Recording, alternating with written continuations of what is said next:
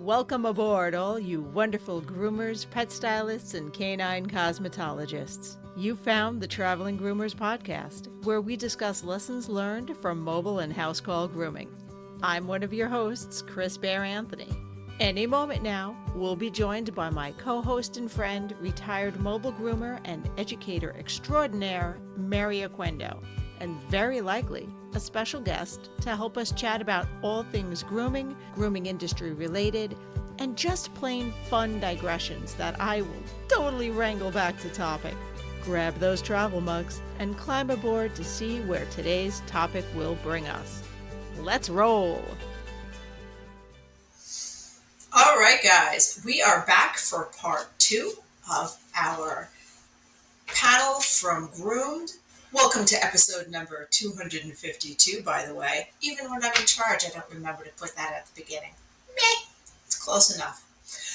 All right, guys, so this is part 2. It's I think it's a little bit longer than part 1, but I tried to split it up fairly equally and have fun during this part, watching me struggle to keep it PG-13 when we plunge into in-depth discussions on anal glands. Enjoy! Yeah, no problem. Oh, there's also one over here when you're ready. Go first, that's fine, I'm not Okay.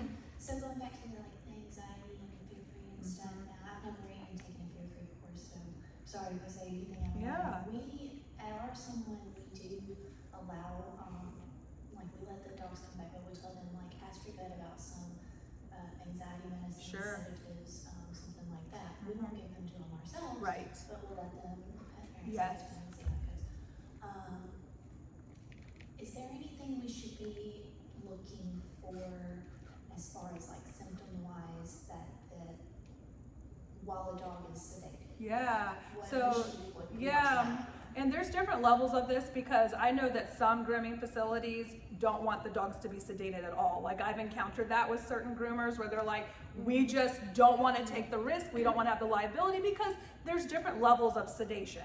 Even from our perspective, I might level it up to where the side effects could be pretty profound, and you don't want that to happen on somebody else's watch. So if you're in a place where it is acceptable for them to be sedated, I think it's always helpful to know what they're being sedated with and then understand what the potential side effects could be.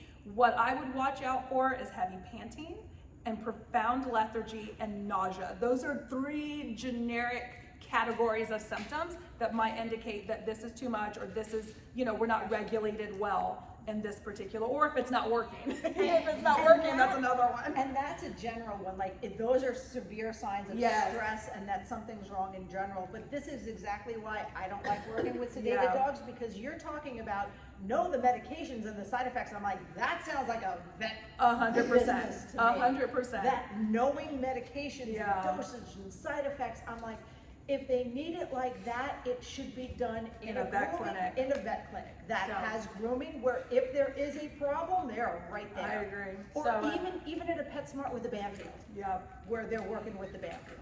All right, so as a mobile groomer, it didn't matter which driveway I was pulling down, I would go to a vet's office. Yeah. So if I had a pet that really needed to be sedated, I would have the owner contact the vet, set up the sedation themselves.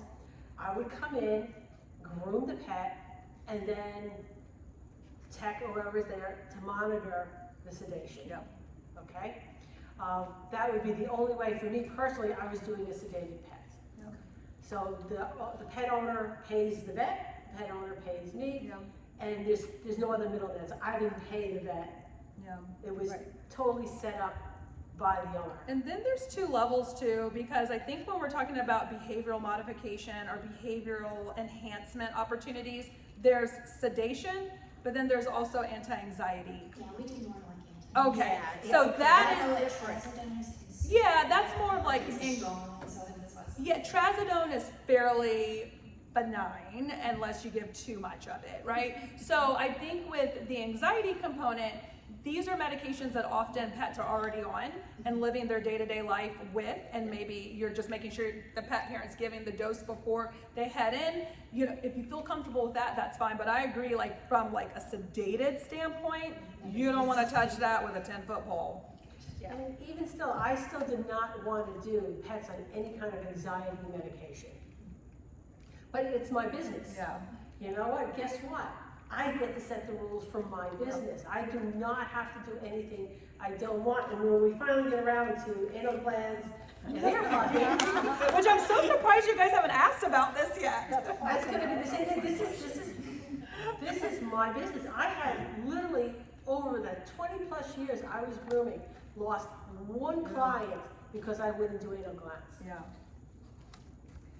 I was glad to get rid of them too. So. Can you repeat the three symptoms? Yeah. So I would say panting, profound lethargy, and nausea. You're welcome. Go grab the mic. Or you can project. I don't like my voice in the mic. I was actually going to ask what your take on the groomer doing the anal gland is, Yes. because my wife and I slowly started putting things together, and we had to come to an agreement where the anal gland is internal and that is on the vet. Yep. We work on external and trainers Yeah. work on incline. Yes. So Woo. we were wondering if maybe, well, the thing about the anal gland is that if it's expressed naturally after we just croon the dog, Yeah. the customer is going to call us and be like, why Stinky. does my dog Yes. smell so bad? Yes. So we want to prevent that. Yeah. But then there's dogs that we go and groom weekly, monthly, and Yep. we know that the more, or correct me if I'm wrong, the more you do the anal gland, the more it gets fuller, correct? Not necessarily. There's a lot to unpack with anal glands because of what can be causing it, different types of breeds. Allergies, you know, are a big component to anal gland disease and the continued anal gland expression. So there's a lot to unpack with that. But what I would tell you about anal glands in general, just historically, I have always recommended, you know, my clients to have their anal glands, or not theirs, but their pets, anal glands expressed at the groomer, right? Because it seems like a natural thing to do. You're bathing, you're taking care of the aesthetics, the hygiene component. So if you're comfortable with expressing anal glands from a groomer's perspective, I think that's great. I think that you should do it. Now, I discovered a little bit later on in my career that exactly what you mentioned, that groomers are expressing externally versus internally. And so what would happen is then I would have these pets that would come in, and I am now discovering impacted anal glands, and they're like, well, she was just at the groomer and they just expressed the anal glands. How can this happen? And so just through conversations, realize that if we're doing external expression, sometimes that's not completely emptying those sacs. So let me ask you guys this question. How many of you guys do express internally? Oh, not internally. Two, okay. How do you feel, like, are you comfortable with it? We work in a vet hospital. Yeah, okay. So here's my thing, guys. I would encourage everybody to learn how to express internally because it's the rectum and you have to do a lot to mess the rectum up. We're not talking about a horse here, you know, I'm sorry. This is getting really uncomfortable. So I would say, like, should we teach an anal gland class? Because I would be happy to do that. Okay, here, hold on a second. So when my clients would ask me to express the glands, this is what I told them. I'm sticking my fingers up your dog's butt. And it's so easy. Okay? When my own dog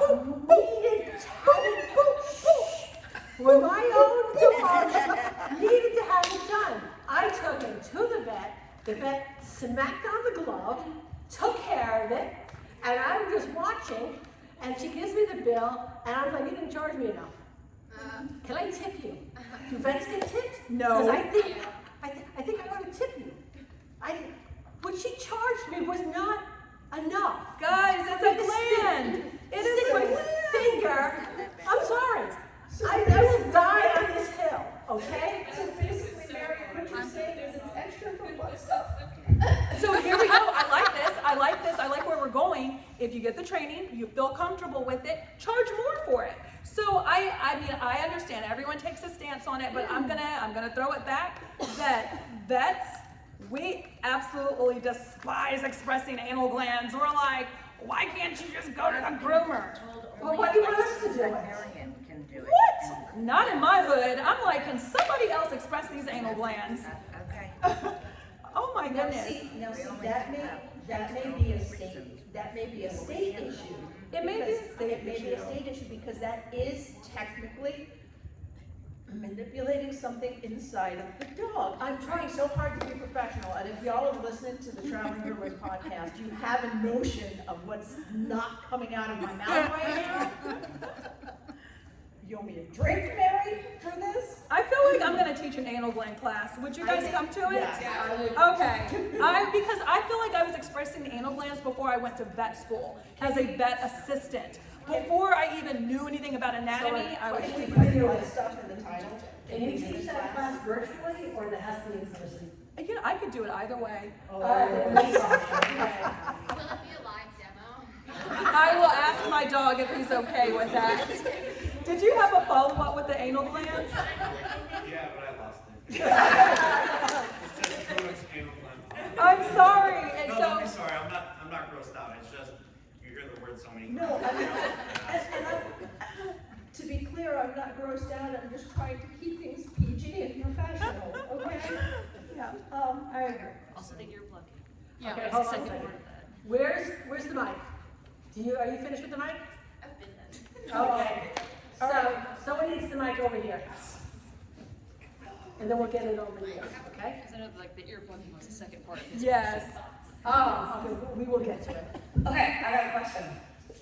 So pluck. Okay, there you go. What do you guys think? I want to hear, what have y'all been told? It just depends. Case by case basis. Yes. Okay. Yeah. What the little ears healthy. We Yes. have one set that actually tried so hard. We have the vetting staff do it, and vetting still can't Okay. be done. And the client just freaked out on us. Okay. And like, literally, I was like, okay, well, do you want to try sedative so we can actually get done? They're like, I'm not interested in that. And I was like, well, then. I'm gonna wrap this up with a bow with ear plucking. I love the case by case perspective, right? But I feel like when you are going in and ripping hair out of a canal that you don't have visualization of, I would just leave it. I would just leave it. Here is my caveat to that. If it is a scenario where you're like, okay, it's impinging on that pet's comfort, or maybe this pet has had chronic ear infections, then you can work with your veterinarian to discuss a best practice for that. But for me, ear plucking, I would want you guys to cover your arses with this, because if you pluck too aggressively, there could be some internal damage done. And see, here is where my follow-up question comes in regarding this, and I'm glad you said talk to the vet, because to me, if there's chronic ear issues, Yeah. and I pluck hair, even if I don't do it aggressively, Yeah. there's going to be open follicles Yep. and places for the bacteria Yep. to go. Yep. So 100% talk to the vet. Say, is there something Yeah. specifically I should be flushing out with before Yes. or after, or what you recommend for this dog Yeah. for this time? And ears are, I'm sorry, go ahead.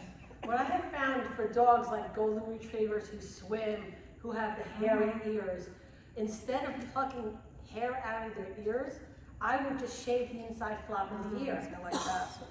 All right? That better.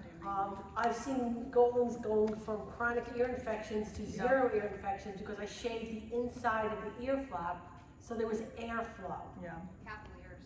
Yep. Cavaliers would be one. Yes. Cavaliers, Yes, 100%. that's a good one. Poodles are another one. Yeah. I've heard that like airflow helps. Is that like actually? That's what we're doing. When I'm shaving the inside, what happens is Goldens swim is what they do.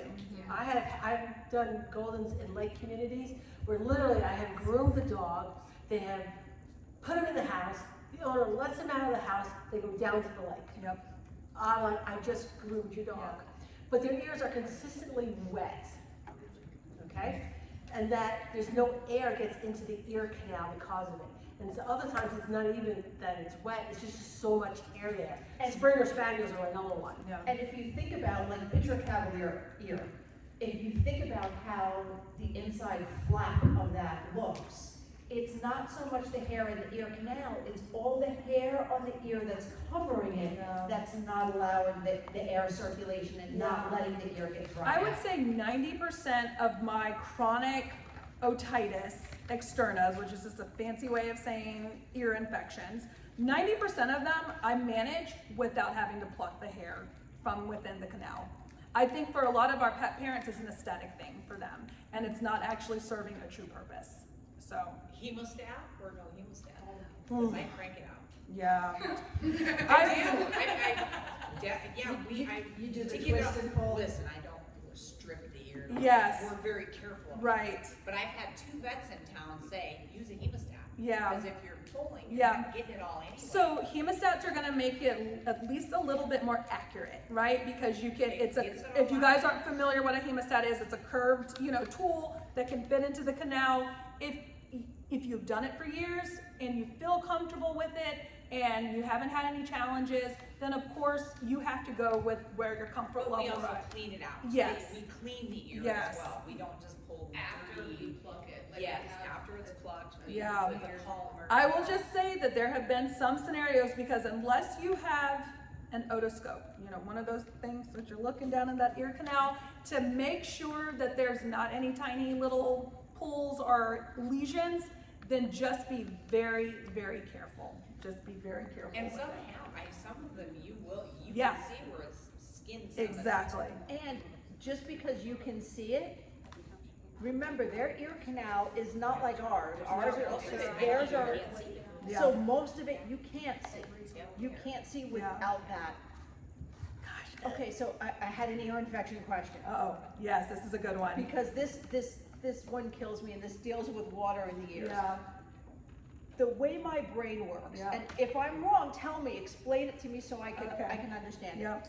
The way my brain works, if the dog's ear is healthy and free of bacteria, a couple drops of water in there yeah, is not gonna cause an ear infection. yes, And if it does, then that means it wasn't healed. Yeah. That there's still bacteria, it wasn't all the way in there. Right. It's kind of like when we get given antibiotics for something. yeah, And the doctor says, take it for 2 weeks, but we, Don't after finish the 10 course, days, yeah. we feel so much better, we don't finish Yeah. the course.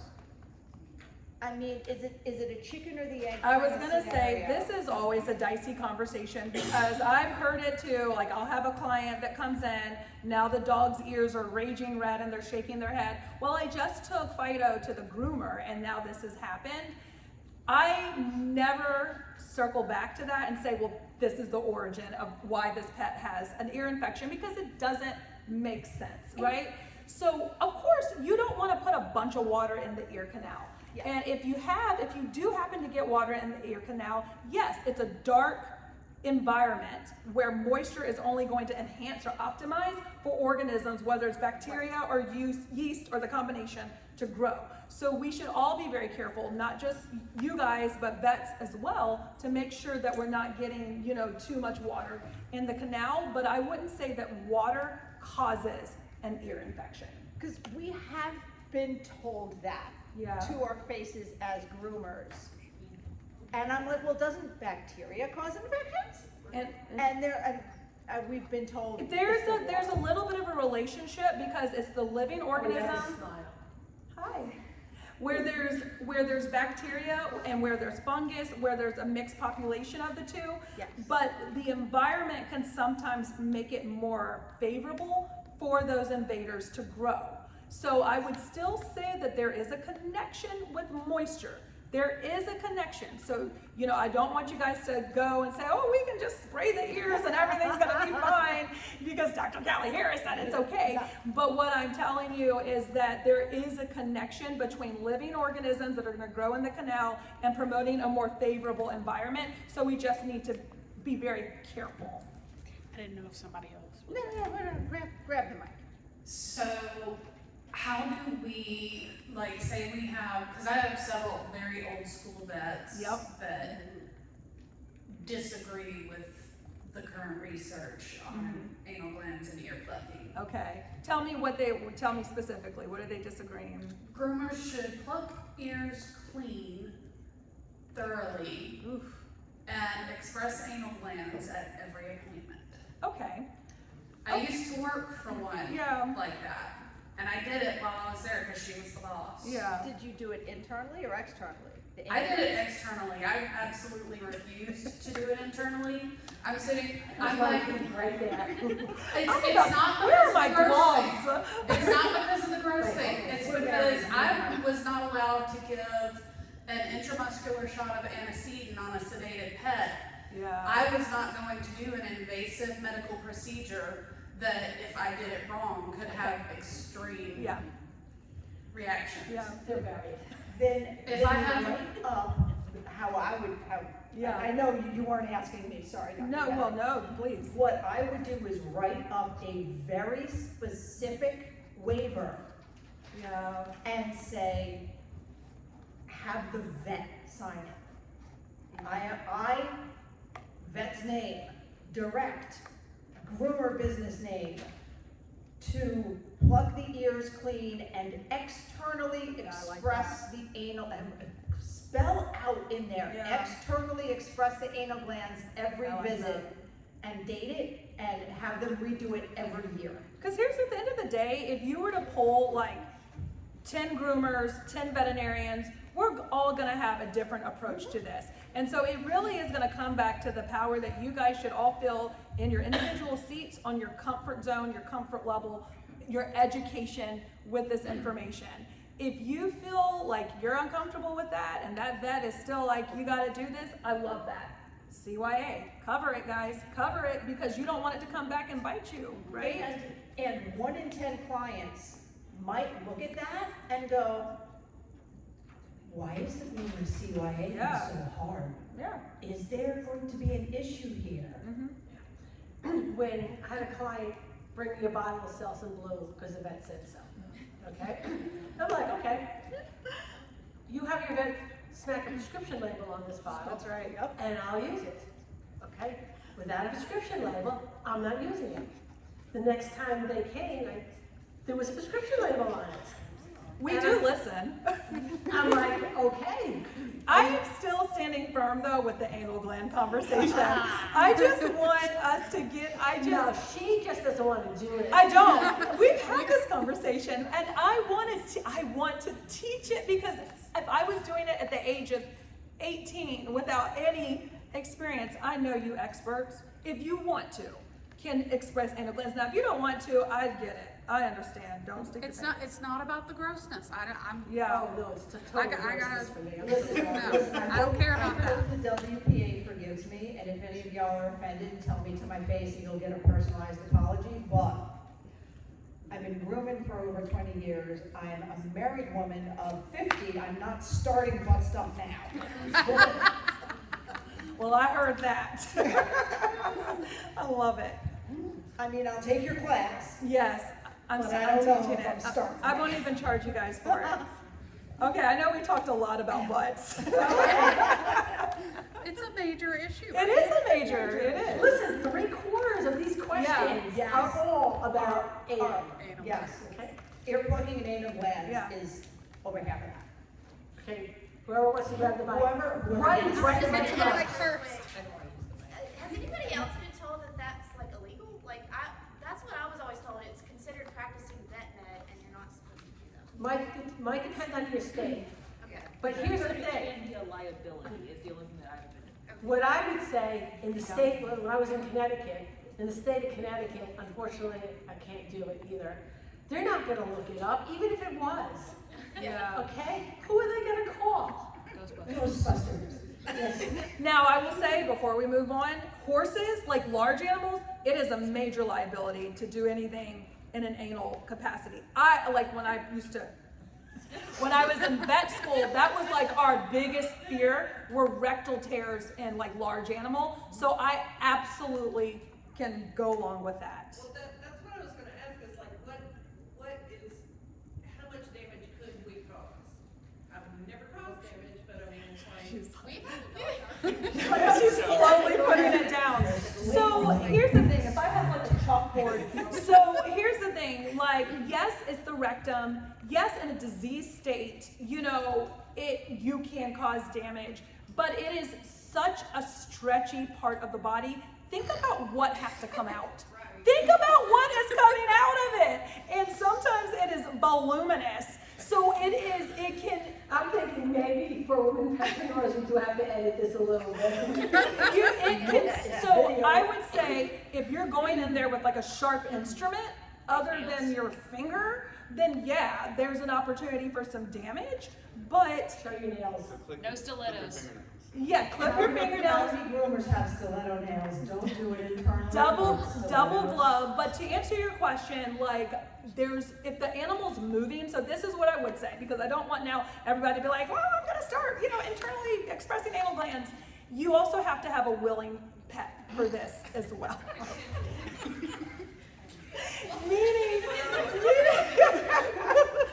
Meaning that if there's a lot of movement, then that's only going to enhance the potential for trauma to take place. And I can't say anything else.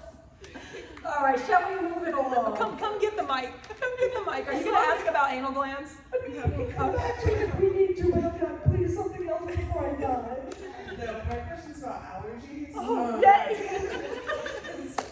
I live in the mountains, and vets, I swear they just take phone calls sometimes, because all the clients, they tell me, they're like, I called and they said this is all they can do. And crazy. It's always around springtime. Of course. But all the dogs are eating their feet. Yes. And their paws are red. Yes. And it happens. A lot of times they say that they get a series of shots. Yep. And that helps. Yep. But Side it doesn't point. always help. Yep. And I don't know what I can do or what I can say to the owners. Move to a different Move state. to a different state. It's like, it's a large majority of my dogs that it happens to, so I just don't know what I can say. The question I have for you is, since even grass, you can be allergic to grass, from the vet perspective, would wiping the dog off, wiping off the paws every time they come inside help? Absolutely. And the thing about allergies, what you're describing, like this chronic situation that's taking place with a huge population of our pets, there's still, again, a lot of misperception on what's causing the allergies in our pets. I think automatically people do assume that it's the food. Like, it's what they're eating, we gotta switch the food. It is a very small percentage of pets that are actually allergic to food. It doesn't feel that way. Your pet parents are gonna tell you, well, it's the chicken in the food that's causing this. More than likely, it's the environmental allergy or maybe even flea allergy dermatitis. And so I would say what you can do from the groomer's perspective, if you are seeing this pet that is chewing its paws, licking its butt, shaking its head, really asking the client about, when this is happening. And if it's, usually happens in springtime, then this is probably environmental. And then at that point, I love all the different measures. Wiping their paws, putting them on some sort of, allergy medication that's gonna help subside or reduce the symptoms. And if you try to manage through the potential environmental components and they're still doing that, that's where a food trial is gonna come to play.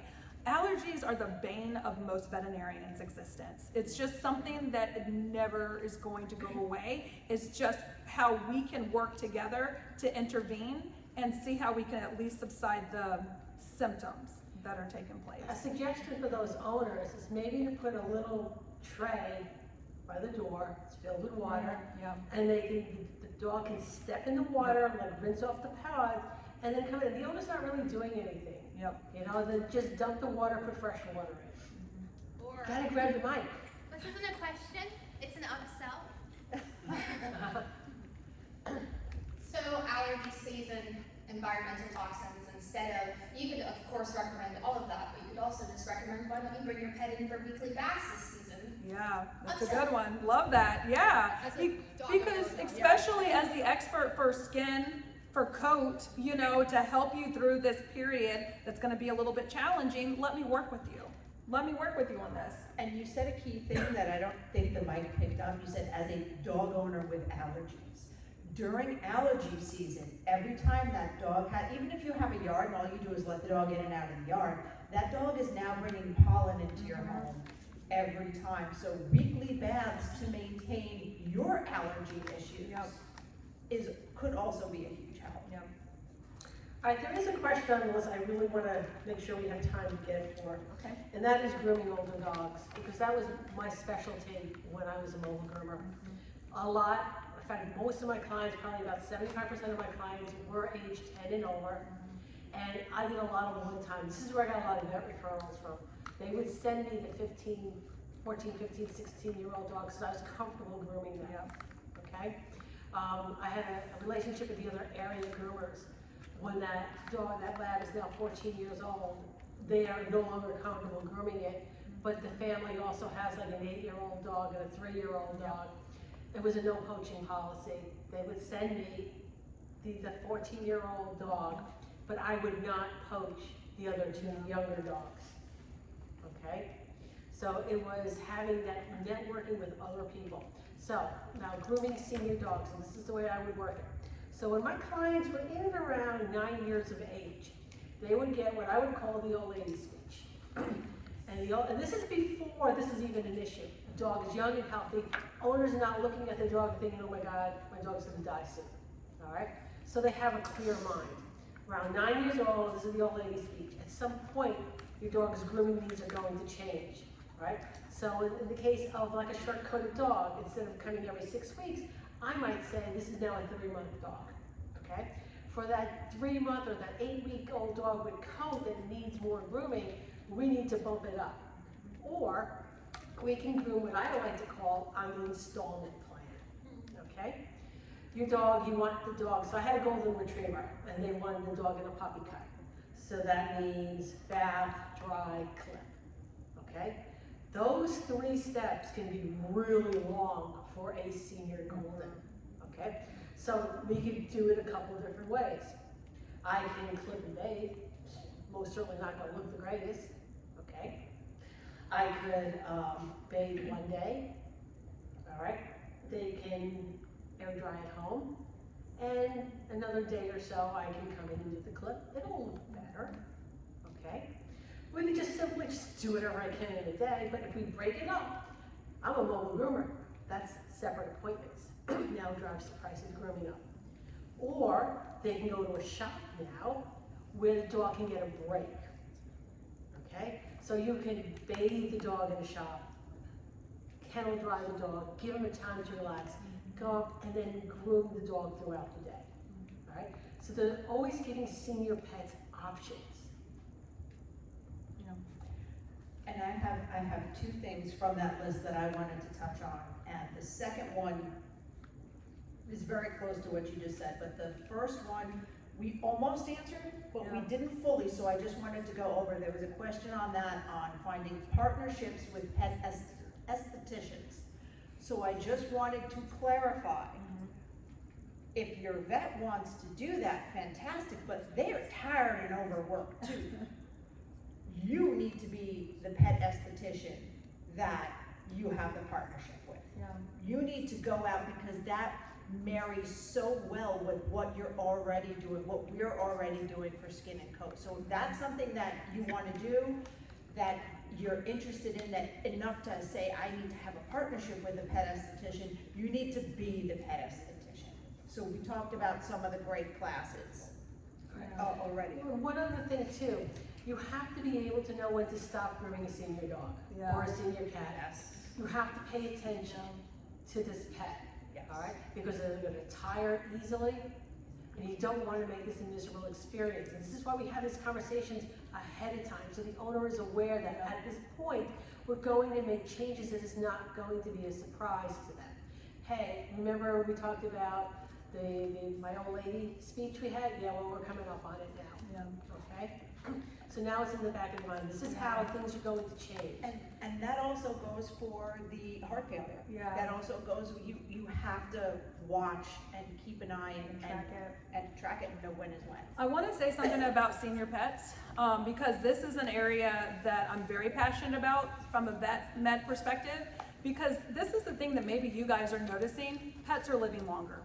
They're living way longer than they used to 10, 15, 20 years ago.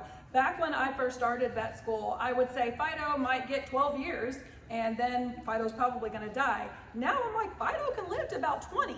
You know, dogs are just living longer because of better care that they're getting, better owner compliancy, and so it's something that even on the vet side we're experiencing and trying to reroute our approach to senior medicine.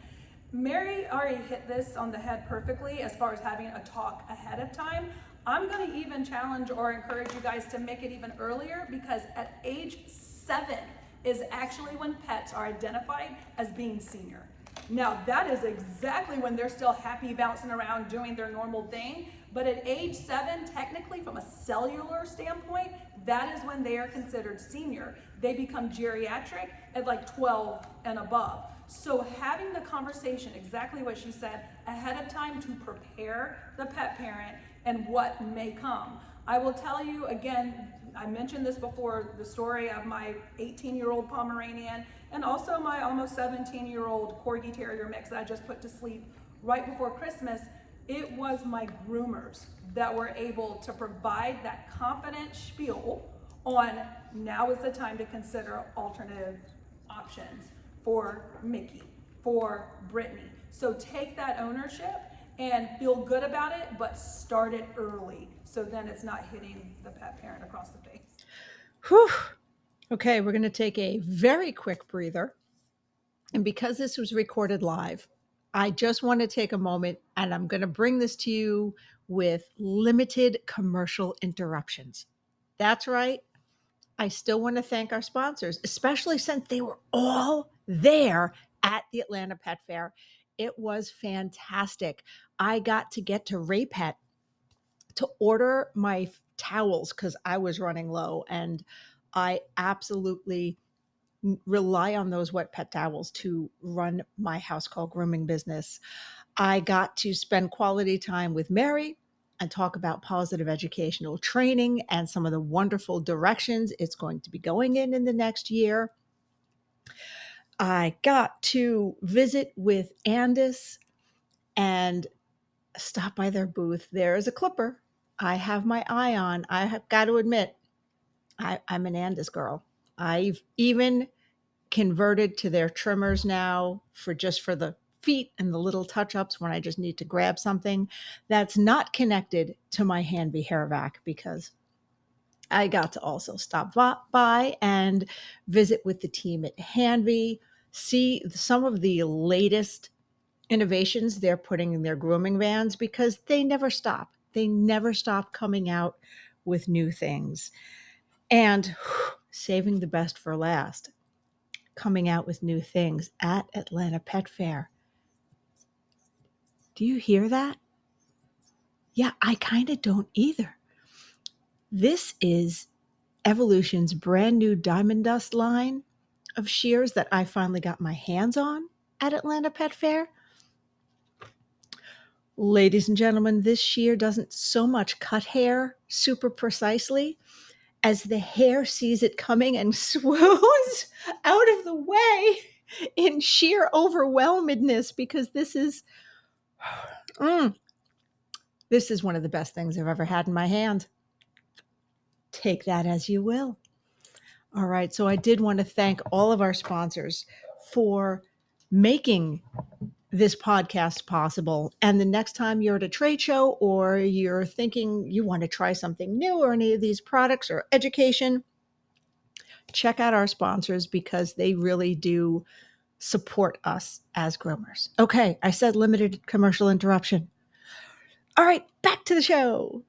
Parent across the face. And that ties into the other question on there that I wanted to address. And Mary, we've talked about this. Don't come at me for using the wrong terminology. I'm using this terminology because that's what was on the question, and that's what everybody's going to know exactly what I mean. Dryer seizure. Okay. Okay. Dryer seizure. So, yeah, it is more of an environmental seizure, and we usually see it in senior pets. It's when a dog that has had zero problems with the blow dryer its entire life, now they're 10 or so, and you turn the blow dryer on them, and they lose, literally, their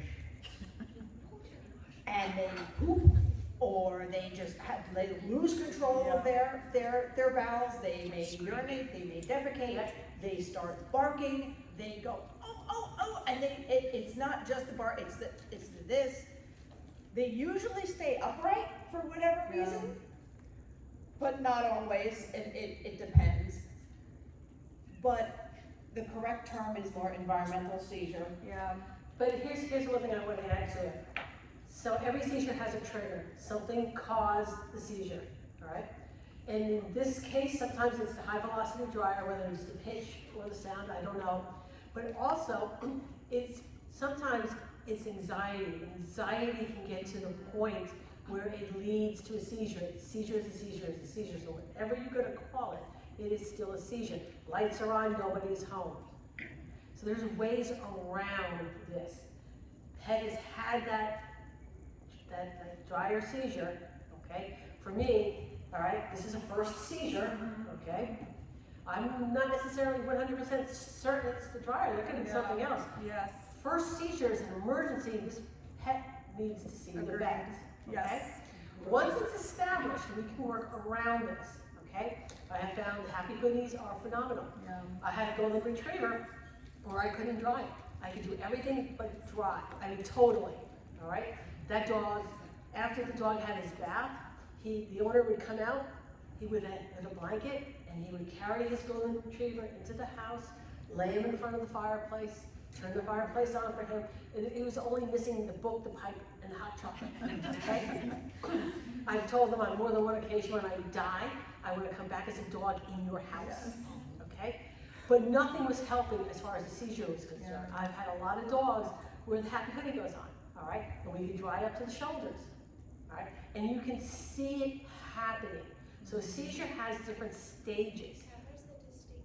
Okay, this is where I was gonna ask Dr. Cowell, because we kind of know what we call it. Yeah. But tell us what distinctly makes up a seizure, what we should be looking for, so we know, is it a legit seizure, or are they just freaking out for the dryer, and how we look for it, how we identify it, and how we can communicate it to the vet. I also love talking about seizures because it's also a passion of mine, and my own dog Brittany, before she passed, she had what was technically a dryer seizure or something that was stimulated while she was at the groomer. Never had a history of epilepsy, never had a seizure after that, right? So here is the challenge with seizures.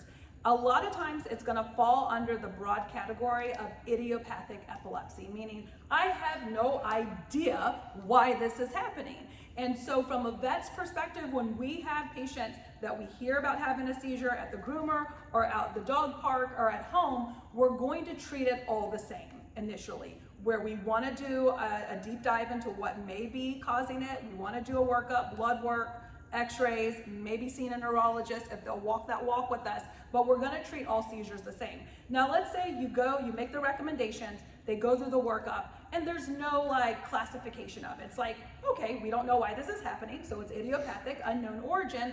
Here's the other challenge about seizures. You can never predict when it's going to happen again, right? And so at that point, you're having to wait to understand the frequency of it. If it's a situation where the pet only has a seizure once a year, there's a really good chance that I'm not medicating that pet. I'm not putting them on long-term anticonvulsants, right? If they are coming to the groomer and every time the dryer gets turned on, they have a seizure, I think we do have to talk about medicating that pet. And that is something that the vet has to step in for. I know you guys have a lot of great techniques to try and prevent that from happening, but I don't want you to ever get caught up in a scenario where you have these seizing patients that continue to happen and they're not on medications. And I think that's why we have to have these conversations, not just here, but with our local vets, because we have all of these as coping mechanisms. Because we don't know what to call it with the vets. We don't know how to communicate with them, because it never, it's gonna sound stupid, but it never occurred to me to take a senior pet that was otherwise healthy, that was having those dryer issues every single time. It never occurred to me to get anti-seizure medication for it. Never crossed my mind. Because Mary said it, there can be something that triggers it, and maybe for that particular patient, it's the sound of the dryer or the heat or the combination of the two. And so it still doesn't mean that you know, okay, well, that's an okay seizure, that's a benign seizure. If it's happening on a regular basis, that pet needs to be under medication. It needs to have some sort of long-term anticonvulsant. If it's not happening frequently, then I'm okay with the wait and see. Like Brittany, my girl, she had never had previous seizures. She had that one seizure in the groomers facility. I sat there, I watched, I waited. Karen, she called me immediately like, Brittany had a seizure, please don't hurt me. I'm like, girl, it's a seizure, you know, like let's see what's gonna happen from this. She never had another seizure, so we didn't medicate. But Karen was always a little bit nervous about it. And at the end of the day, you know, she did make the recommendation, because Brittany was also older, you know, that this might be the time to not bring her into a stressful situation. So I would just say, if you guys are experiencing drier seizures from a pet on a regular basis, that is exactly when you need to be empowered to say to the pet parent, go get this checked out by the veterinarian, make sure that they're under some medications. A lot of the hesitancy to have that conversation is we get blamed for the seizure. Right, because it happened in your house, right? It happened in your place of business. Saying loudly for the recording, the comment was, we are hesitant to have those conversations because then we get blamed for the seizure because it happened while we were grooming the dog. Don't feel nervous about that, you know, and I know that's easier said than done. A lot of times, because we go through the same thing in the vet world where things will happen in the vet practice and then clients are like, well, the vet must have done something or the vet tech must have done something. At the end of the day, what's most important? That animal. So by no means necessary am I going to ever not be an advocate for my patient or an advocate for your clients or for your pets that you're treating at the sake of worrying about what the person's gonna say to me, right? So if you're concerned at all, just call the veterinarian. I think I saw a seizure. If it's happening, I know this is gonna sound crazy because a lot of people think, what are you supposed to do when the pet is seizing? The first thing that I recommend is, number one, make sure that they're not in a situation where they can hurt themselves, so remove them off the table, make sure that they don't have... We're gonna encourage you on that. Uh-oh. Okay, not remove them off the table, lower the table, body block them. Perfect. So, but at the end of the day, you don't want them to hurt themselves. You don't want them to hurt you or bite anybody. So that's what I always recommend with pet parents. The second thing that I recommend is if it's still going on and you don't have access to stop the seizure, grab your cell phone and take a video. Yes, ma'am. Get me a log of what's happening, because now seizures, let me just take a step back, it is very rare that a pet is gonna die from a seizure. And this is something that I share with my pet parents because everybody gets so scared that like they have a seizure, they're gonna die. It's very rare. It's very, very rare. I'm not saying it can't happen, but it's very unlikely that they're gonna actively die while they're having a seizure. So grab that phone, grab a little bit of that, you know, what the activity, and then of course move to whatever your protocols are to manage that scenario. But make sure they're not harming themselves, harming you, and get footage of it. Especially if you have a bather, or if you have an assistant or another groomer, if there's somebody else in the shop that can take that video for you while you're dealing with the dog. Yeah. What do you guys do in those situations, especially if you're not working in a vet practice? All right, I can tell you for me. No. There will be no tears with seizures. There's no tears and there's no crying in the room. That's right. Liars. There's lots of crying. There's lots of crying. But what do you do? What do you all had do? a personal dog who had Spirit had seizures.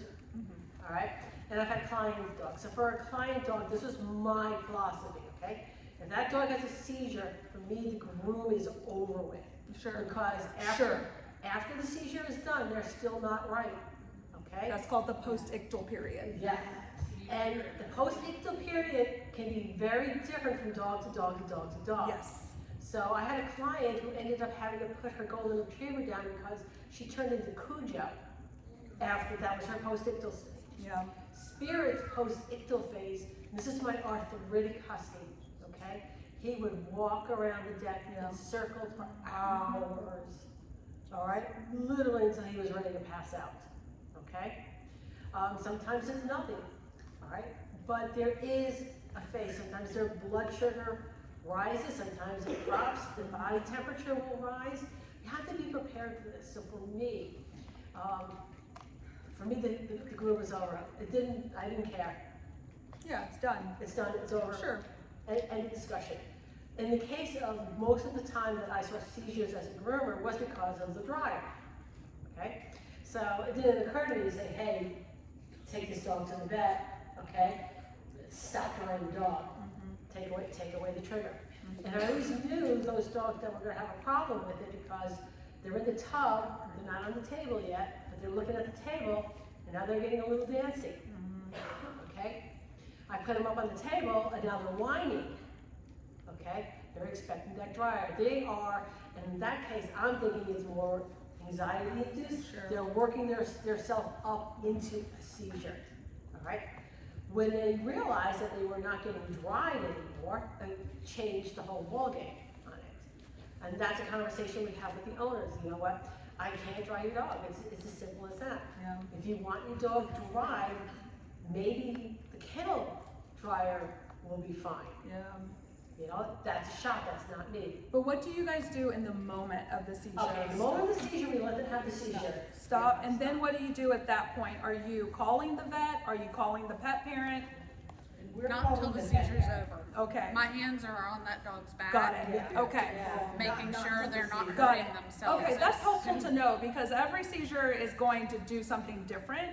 I mean, in the vet practice, when we have a patient that has a seizure, we're automatically looking for medications to stop it. But I recognize that you don't have access to that. And sometimes those seizures, I mean, most seizures are going to die off under 2 minutes.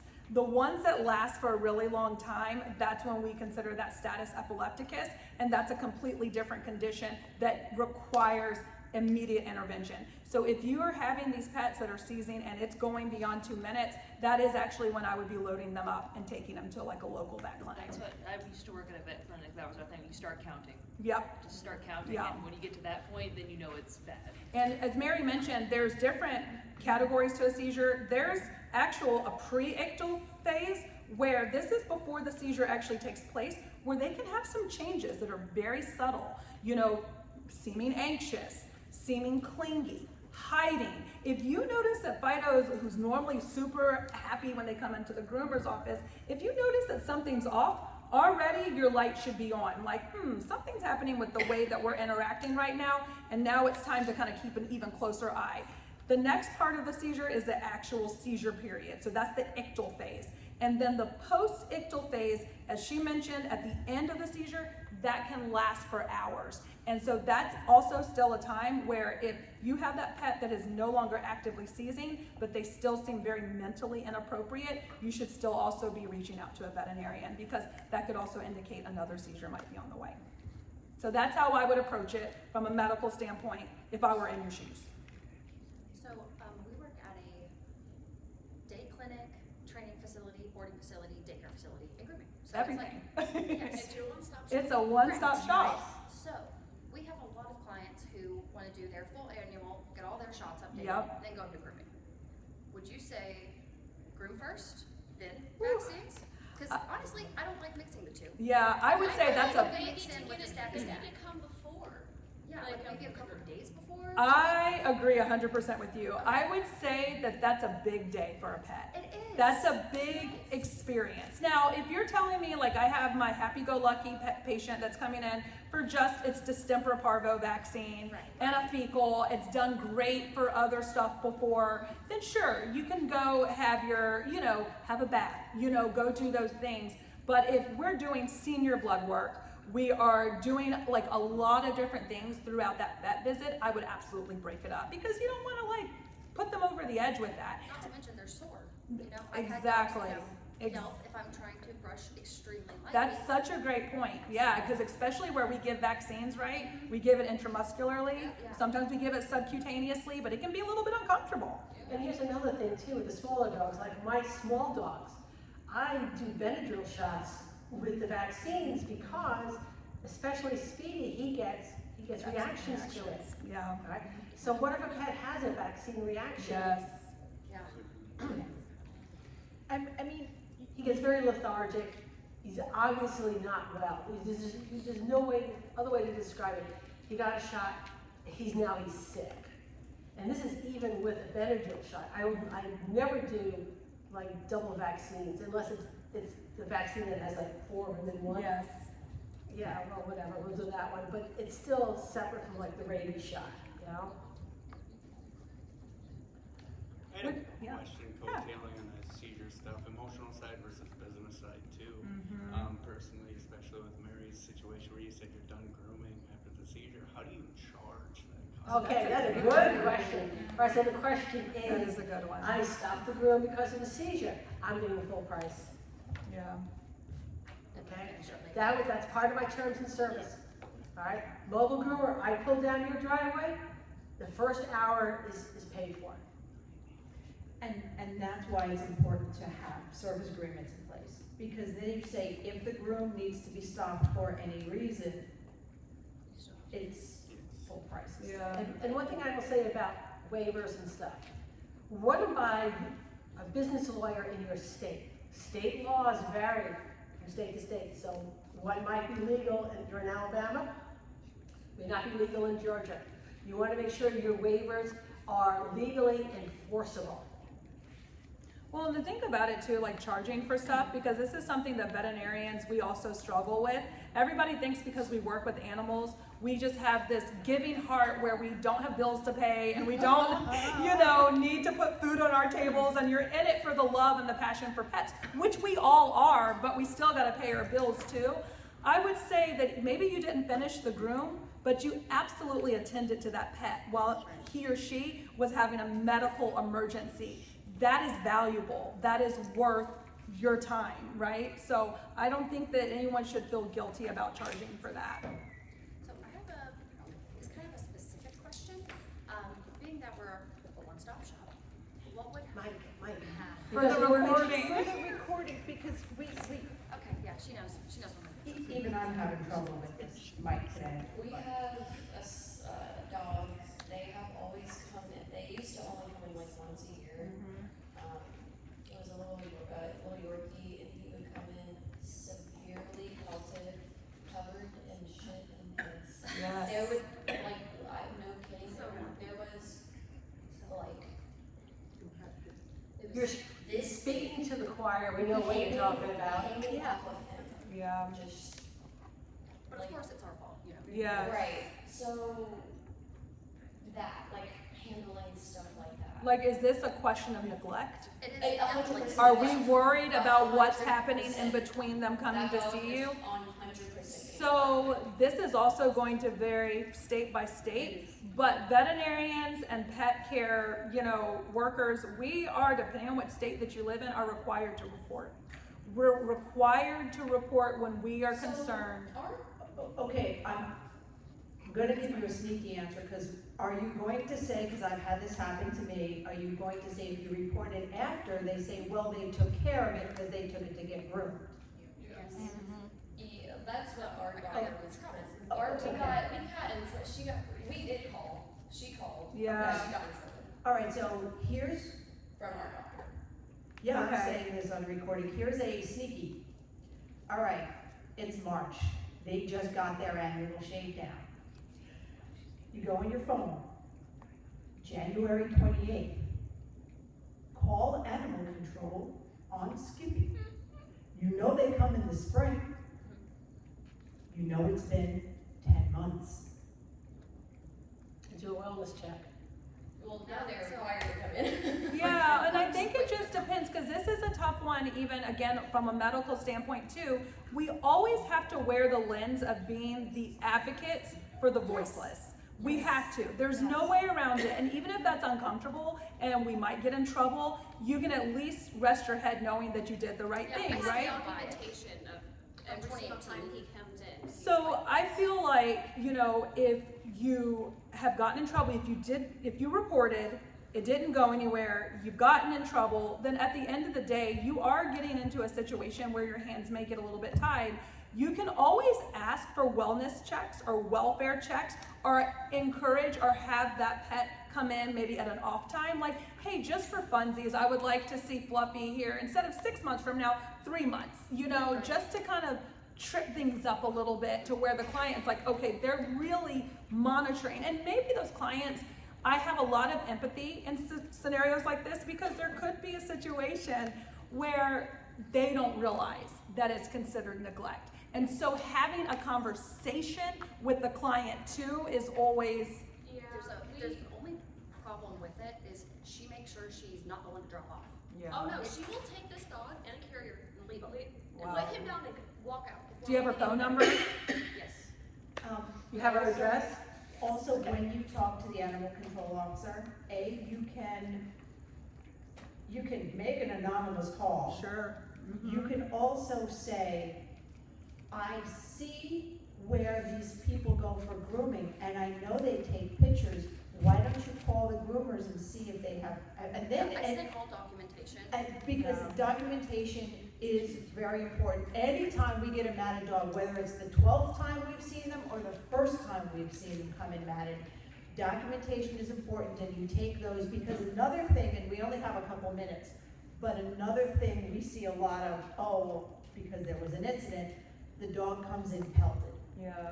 And then there is a nick and we have to pay for the vet bill. Oh, and the vet said, yeah. And then you go, okay, what vet is it? Fantastic. And you send the vet the pictures.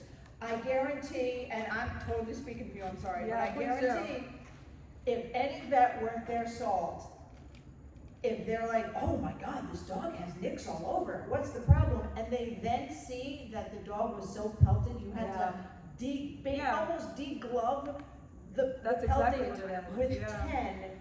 All of a sudden the focus is going to change, and regardless of what that pet parent says the vet said, right, they're no longer blaming you. Yeah. So what I got in trouble for was I was told that the clients could go for their license, their kids could be stalked, like it was a lot of things. But I just thought we were here for advocacy. Well, here's another question that I would throw back at you. When this happened, did you talk to the veterinarian in that situation? Yeah, it's all on. She wanted to euthanize. Okay. Yeah, she told us that she was going to advocate to do that. Yeah. And then the owner came back and was like, oh no, he's fine. She was like, okay. Yeah, it's a challenging situation. We could probably talk about so many different tactics to manage through this. At the end of the day, feel confident in being the advocate, no matter what. No matter where it goes, no matter if you get a hand slap from whomever, who cares? Exactly, because you're doing it for the animal. I like the other opportunities of continued documentation, calling the client, sending out another welfare check or have them come in at an off time just to trip things up and to really understand what's happening. All of those are some additional tools in the toolkit. You're welcome. Our state now requires that we have a vet sign an agreement that they will see us in an emergency situation.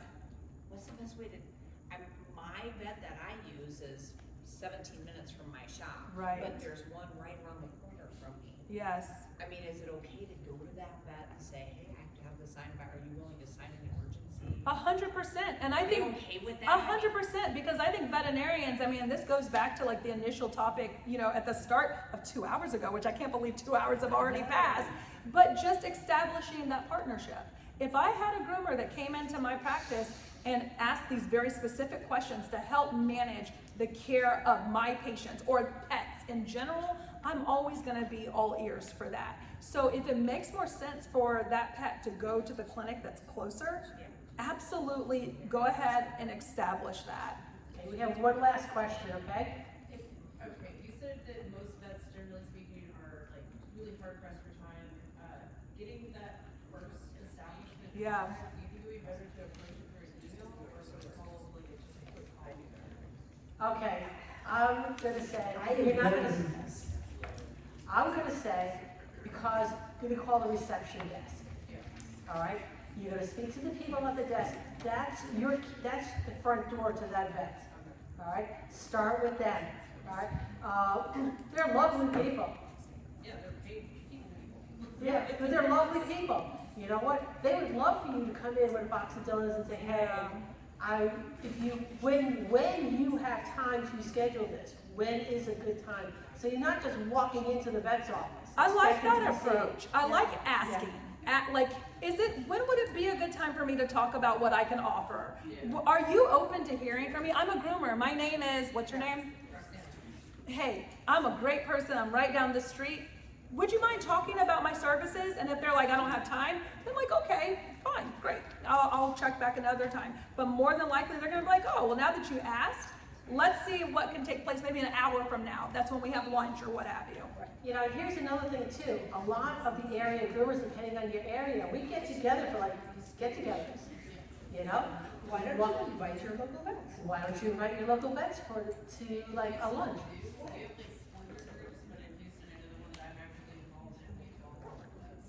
And listen, when everyone leaves, please fill out these evaluation forms for us. I was gonna say, because it's about time to wrap up. Fill out these evaluations. There are actually things that we touched on, but we didn't fully cover. So maybe say this needs to be an annual event, because put on their anal gland expression class with Dr. Callie. Listen, I will get her online to do a class, okay? That it is, you need consent, and cooperation is important. All right, thank you guys so much. Thank you. Oh my goodness. Stop. That was fun. That really was a lot of fun for us. So, I hope you enjoyed our special live episodes. If you want to see more of this, if you want to see more conversations with vets, let your show promoters know. Let WPA know. Let some of your other fantastic show promoters like Barkley, like some of the smaller shows, like, hey, we want to communicate with vets to care for the dogs, cats, small animals in our care better. All right. Have fun, guys. Well, that was fun. But now it's time to head home. We hope you enjoyed listening as much as we enjoyed chatting with you. If there are any topics you'd like us to discuss or guests you want to see join us on this crazy road trip of ours, let us know in the Traveling Groomers Facebook page. Don't forget to thank our sponsors. And see you next week, guys. Safe travels!